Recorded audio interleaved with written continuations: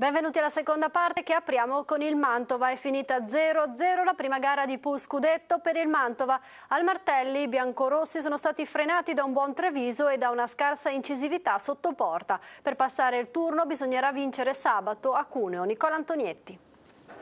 Il secondo 0-0 casalingo della stagione complica le cose in Pool Scudetto per il Mantova. In una giornata caldissima e con il Martelli che presentava comunque più di 1000 tifosi, i ragazzi di mister Archimede Graziani hanno dovuto accontentarsi di un semplice pareggio, che ora li obbliga per il gioco della differenza reti e dei gol segnati a non fare calcoli sabato a Cuneo. In Piemonte il Mantova sarà obbligato a vincere e per farlo dovrà ritrovare quell'incisività sotto porta che oggi è mancata per larghi tratti della gara.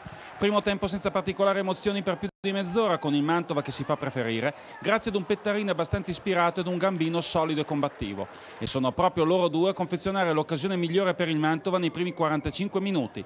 Corner di Giacomo e Tanone alza di pochissimo sopra la traversa. Il Treviso non ci sta, il 42esimo Bandiera alza incredibilmente da ottima posizione facendo correre un brivido lungo tutta la curva Te. Nella ripresa il Treviso parte leggermente più pimpante, ma l'ingresso di Stefano Franchi dà la scossa giusta al Mantova. Il fantasista biancorosso serve un cross col contagiri a Gherardi, ma la punta mette a lato da appena un metro. 2 minuti dopo ancora Tanino a servire un bell'assist a Spinale, ma la botta al volo del capitano sorvola di poco la traversa. Nel momento migliore del Mantova il Treviso ad avere una palla d'oro con Ferretti, che però spara addosso a Portesi.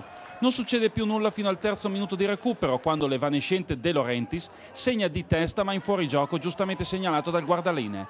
2 parole per l'arbitraggio del signor Casalucci di Lecce, tra i peggiori visti quest'anno al Martelli. Tra errori banali e decisioni fiscali è riuscito a scontentare entrambe le squadre. Complimenti. E ora sentiamo mister Archimede Graziani. È stata una buona prova, è vero, è mancato il gol, abbiamo creato specialmente nel primo tempo delle ottime occasioni.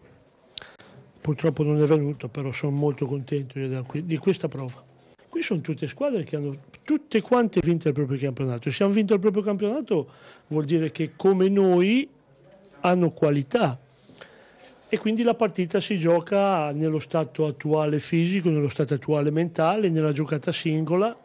E così andrà anche domenica a Cuneo.